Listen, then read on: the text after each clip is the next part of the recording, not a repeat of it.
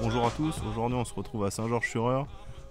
Virus oblige, hein, pas de compétition, donc on se retrouve avec les copains pour faire un petit entraînement. Donc on est 4, il y a Franck, Valentin et Manu. On a un monsieur aussi qui nous a rejoint sur ma gauche. Donc comme d'hab, hein, l'installation habituelle. Donc les cannes, Super A11 toujours, hein, donc là j'ai clippé à 45 mètres. Donc pour faire suite à la petite vidéo de l'autre jour, donc toujours la même amorce, 2 tiers de F1, 1 tiers de Thatcher, tout petit peu de terre dedans. Et le tout boosté avec le bait booster Banoffee. Donc ces amorces là, hein, c'est très important de bien les mouiller. Donc là j'ai utilisé l'équivalent de 3 boîtes comme celle-ci d'amorces, et donc j'ai versé tout de suite une boîte d'eau, et donc ça surmouille bien l'ensemble, ça fait quelque chose de vraiment sympa. Un coup de batteur, et donc après comme vous pouvez voir, donc j'ai passé ça sur un tamis de 3 mm pour lui donner vraiment une texture fune qui va vite partir du feeder et faire un petit nuage. Donc niveau wesh, hein, toujours pareil, Gozer, Pinky mort, quelques pelés qui rasirent, un tout petit peu de fouillis, les verres de vase. Ici ça peut marcher, trace orange, donc Ace Wash Out.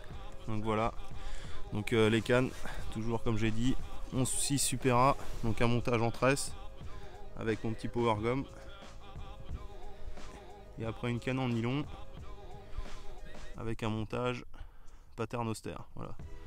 Donc sion de 1 et 1,5. Rose en carbone, donc c'est parti. Donc j'ai réalisé un amorçage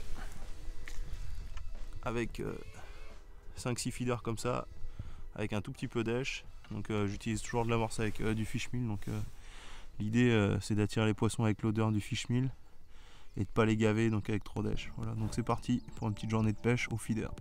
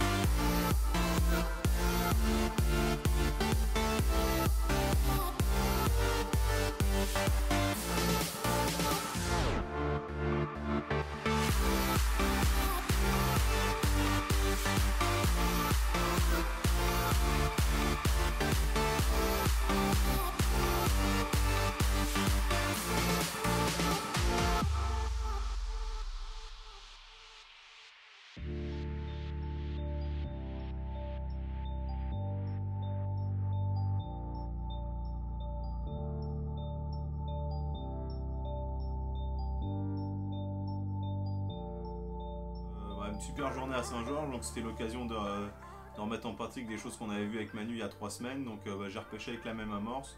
Les copains après ils ont fait différents essais, fish meal, non fish meal, vraiment tous pris du poisson. C'était cool. Donc moi sur le fish meal j'ai quand même pris 2-3 belles brèmes. Donc 2-3 poissons bonus, je pense qu'ils ont été attrayés par le fish meal, quoi, des choses comme ça. Manu qui a fait une belle pêche avec des beaux poissons. Donc en utilisant pas de fichu, comme quoi après c'est vraiment des fois aussi des consistances d'amorce, des choses comme ça à voir. Donc pour ma part, pêche à 45 mètres au sion, toujours avec le petit montage stress, avec le petit bout de power gum, c'était vraiment le mieux aujourd'hui pour la désection des touches. C'était vraiment des touches très timides, sauf quand je me suis décidé à vraiment raccourcir mon baling à 35-40 cm, parce que j'avais beaucoup de petites touches, comme si les poissons ils tapaient dans le feeder. Donc j'ai dit bah allez, j'essaye, je raccourcis, et ça a été vraiment ça m'a ouvert les yeux, et c'était des touches beaucoup plus franches, et donc ça voulait dire que les poissons ils sont vraiment au cul du feeder. Donc l'eau elle était plus teintée qu'il y a 3 semaines, donc je pense que c'est pour ça.